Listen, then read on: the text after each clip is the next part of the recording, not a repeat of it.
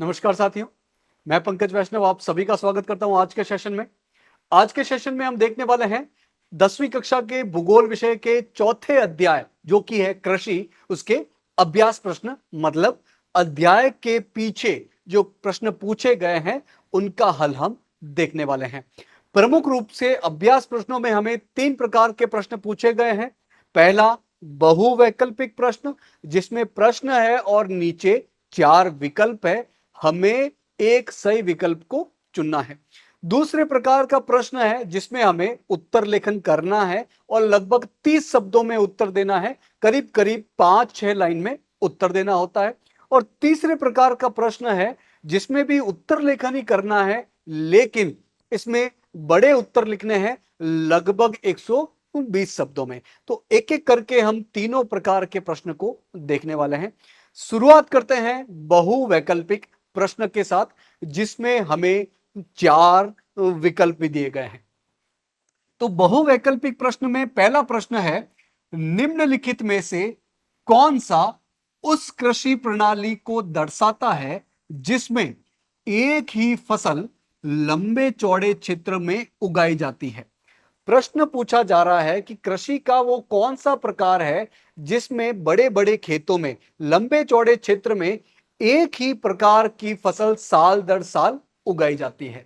अ स्थानांतरित कृषि, ब रोपण कृषि, स बागवानी, द गहन कृषि। तो जब हमने कृषि के अलग अलग प्रकार को समझा था तब हमने वाणिज्यिक कृषि के एक प्रकार रोपण कृषि को देखा था जिसमें हमने पढ़ा था कि बड़े बड़े खेत होते हैं, साल दर साल एक ही प्रकार की फसल लगाई जाती है, बहुत ज्यादा कृषि मजदूर कृषि श्रमिक यहां पर काम करते हैं, पूरे प्रोसेस को देखने के लिए बहुत सारे मैनेजर लगे होते हैं और इसमें बहुत ज्यादा पैसे भी लगते हैं। ये पूंजी प्रधान कृषि होती है और इस कृषि के अंतर्गत भारत की कुछ महत्वपूर्ण फसलों को भी देखा था जिसमें हमने देखा था चाय, कॉफी, केला इत्यादि। तो इस प्रकार की कृषि को कौन सी कृषि बोला जाता है? रोपण कृषि। तो रोपण कृषि वो कृषि है जिसमें लंबे चौड़े क्षेत्रफल के अंतर्गत एक ही फसल साल दर साल लगाई जाती है। ऑप्शन नंबर ब अपना सही जवाब हो जाएगा। आगे बढ़ते हैं दूसरे प्रश्न की तरफ। इनमें से कौन सी रबी फसल है? बोला जा रहा है कि इन चारों में से रबी फसल कौन सी है?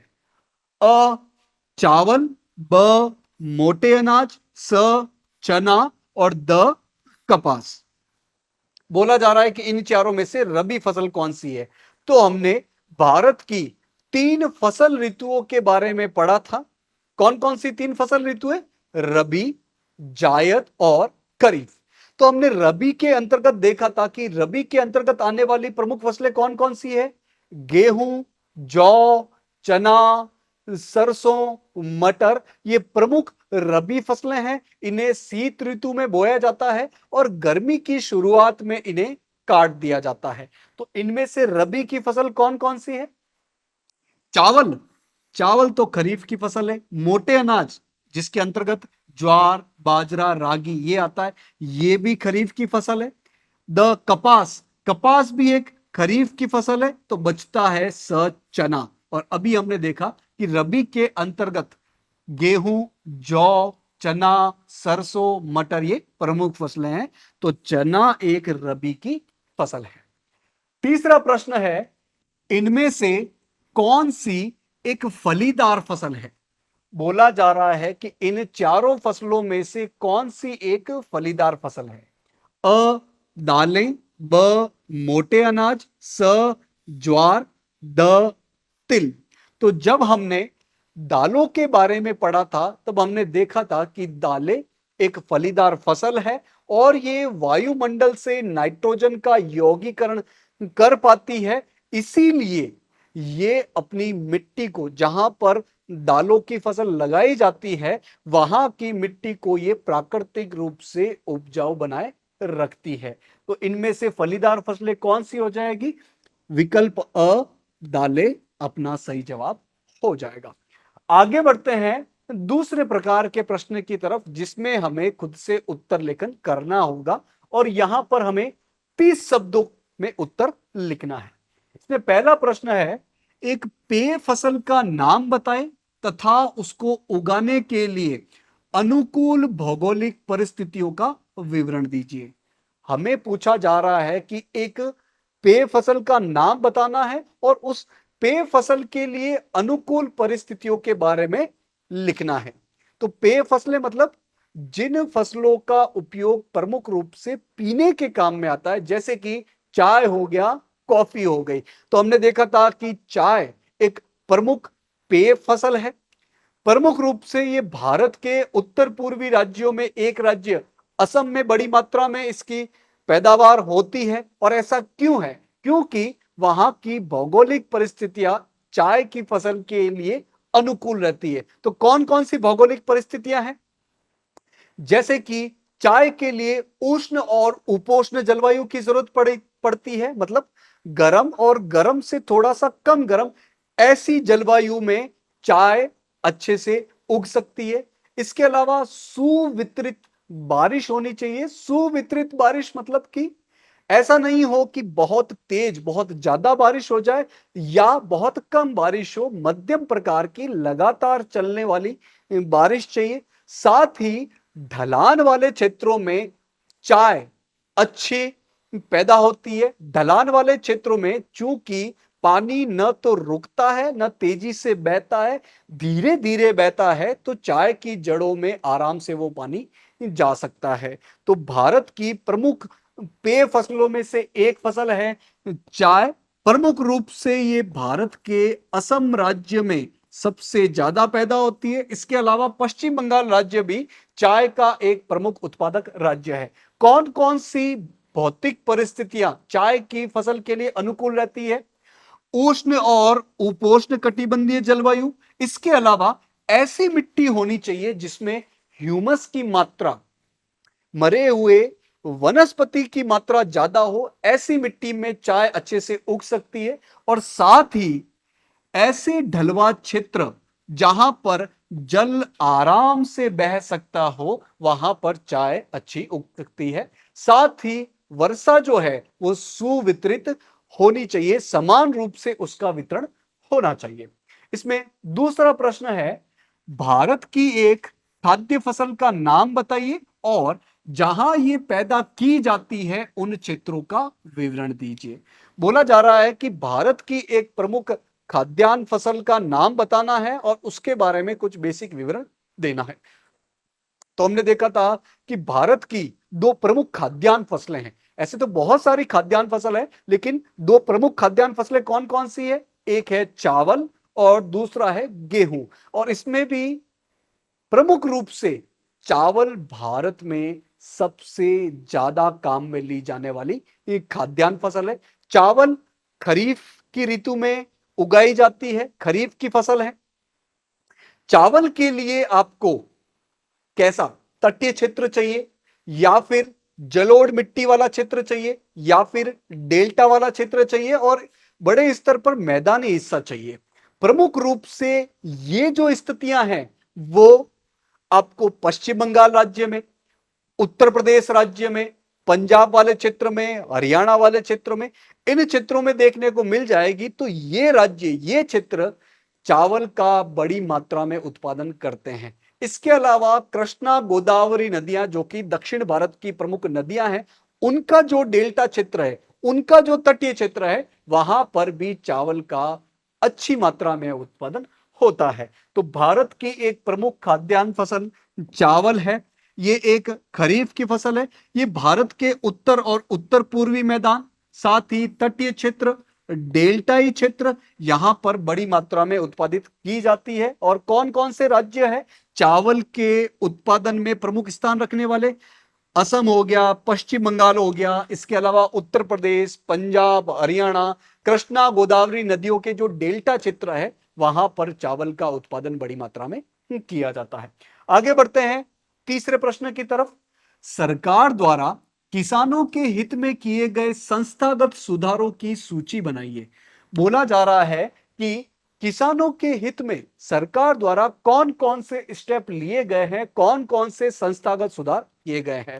भाई, किसानों को आसानी से ऋण उपलब्ध हो सके, कम ब्याज पर ऋण उपलब्ध हो सके, इसीलिए अलग अलग प्रकार के ग्रामीण बैंकों की, सहकारी समितियों की, सहकारी बैंकों की स्थापना की गई है। इसके अलावा किसान क्रेडिट कार्ड भी उपलब्ध करवाए जा रहे हैं ताकि किसान भाइयों को आराम से बीज खरीदने के लिए, रासायनिक उर्वरक, कीटनाशक, अलग अलग इनपुट खरीदने के लिए जिन पैसों की जरूरत पड़ती है वो उपलब्ध हो पाए। इसके अलावा प्राकृतिक आपदाओं की वजह से यदि किसान भाइयों की फसलें खराब हो जाती है तो उस नुकसान की भरपाई के लिए कुछ बीमा योजना भी है। इसके अलावा किसान सम्मान निधि योजनाएं भी हैं जिसके माध्यम से किसान भाइयों को कुछ पैसे दिए जाते हैं, पैसों से एक सपोर्ट दिया जाता है। तो सरकार द्वारा किसानों के हित के लिए अलग अलग स्टेप उठाए गए हैं, अलग अलग संस्थागत सुधार किए गए हैं। जैसे कि उनके लिए फसल बीमा, प्रमुख रूप से जो प्राकृतिक आपदाएं आ जाती है जैसे कि सूखा है, बाढ़ है, चक्रवात है, आग है, या किसी बीमारी की वजह से फसल खराब हो जाए तो उसके लिए फसल बीमा योजना है। इसके अलावा न्यूनतम सहायता मूल्य नीति, जिसे हम आमतौर पर एमएसपी के नाम से जानते हैं, इसके माध्यम से भी सरकार कोशिश करती है किसानों के हित की दिशा में कदम उठाने का। इसके अलावा किसान भाइयों को आसानी से पैसा मिल सके, ऋण मिल सके, इसके लिए किसान क्रेडिट कार्ड है और आराम से ये ऋण मिल सके इसके लिए ग्रामीण बैंकों की स्थापना है, सहकारी समितियों, सहकारी बैंकों की स्थापना है। अलग अलग इन संस्थागत सुधारों द्वारा किसानों के हित में सरकार द्वारा ये कोशिशें की जाती है।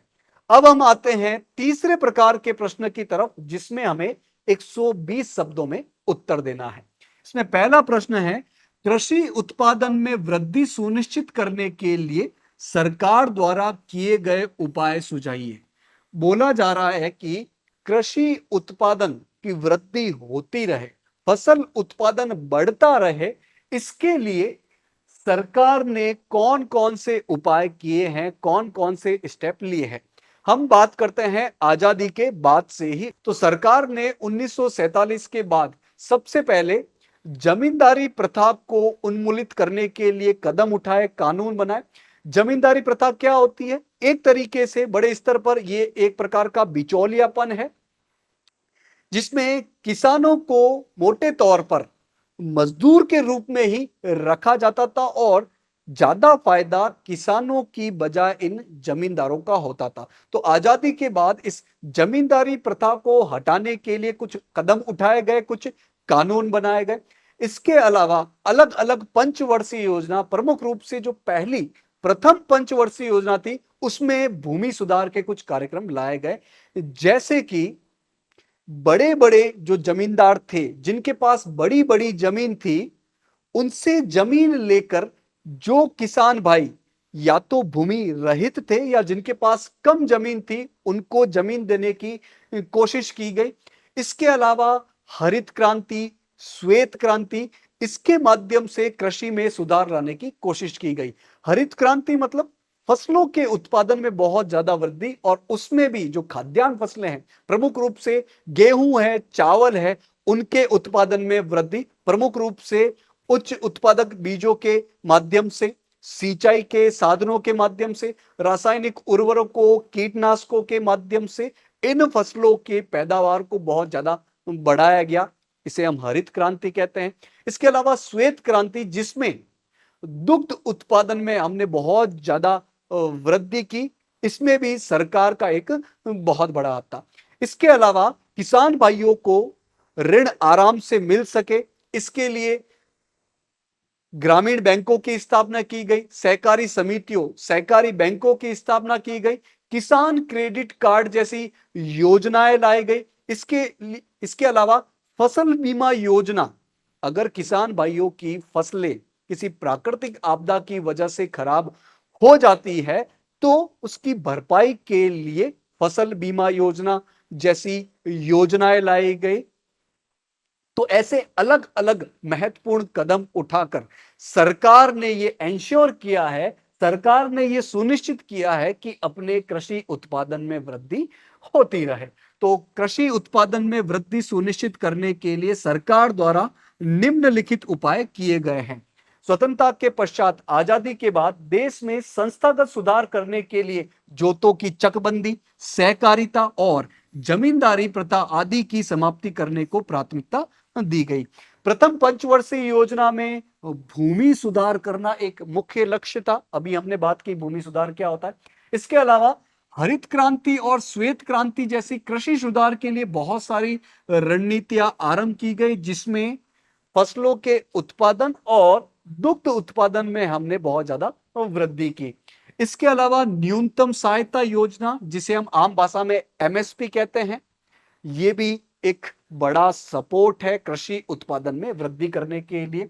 फसल बीमा का प्रावधान लाया गया, कृषि में निवेश किया गया, बड़ी मात्रा में कृषि में पैसा लगाया गया, जैसे कि उर्वरकों के उत्पादन के लिए, ऊर्जा के उत्पादन के लिए, इसको आराम से किसान भाइयों तक पहुंच सके, इसके लिए पैसा लगाया गया। इसके अलावा ग्रामीण बैंक, सहकारी समितियां, सहकारी बैंक, इनके माध्यम से किसान भाइयों को आराम से, आसानी से और कम ब्याज दर पर ऋण उपलब्ध हो सके, यह सुनिश्चित किया गया। इसके अलावा किसान क्रेडिट योजना लाई गई, व्यक्तिगत दुर्घटना बीमा योजना, ऐसी बहुत सारी योजनाएं, ऐसी बहुत सारे सुधारों के माध्यम से सरकार ने यह एंश्योर किया है कि कृषि के उत्पादन में लगातार वृद्धि होती रहे। इसमें दूसरा प्रश्न है, चावल की खेती के लिए उपयुक्त भौगोलिक परिस्थितियों का वर्णन कीजिए।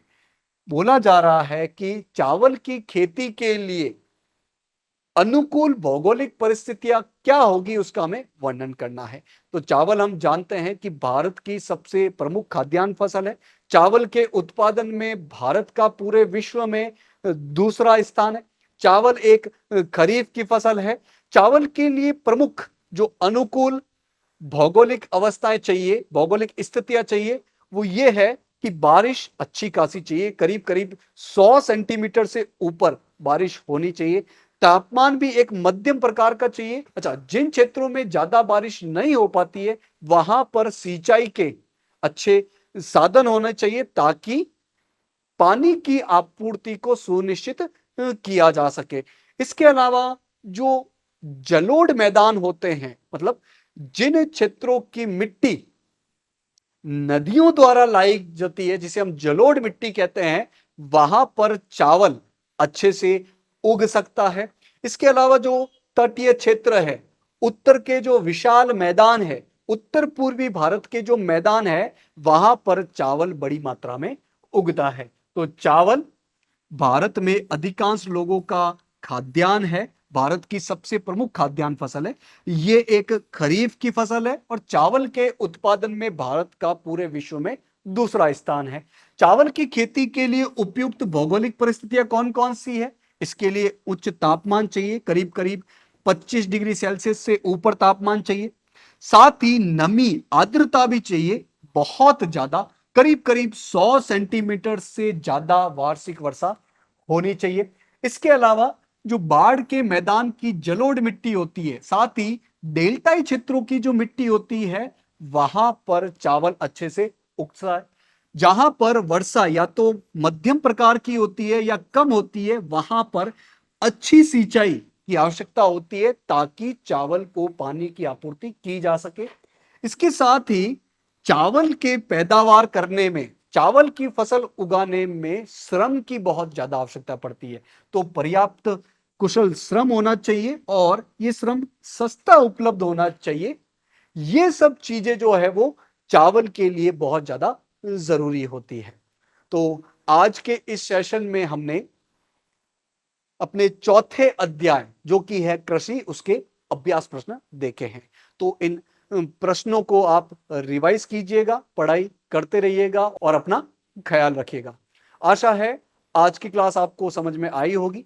आज की इस क्लास से जुड़ने के लिए आप सभी का बहुत बहुत धन्यवाद।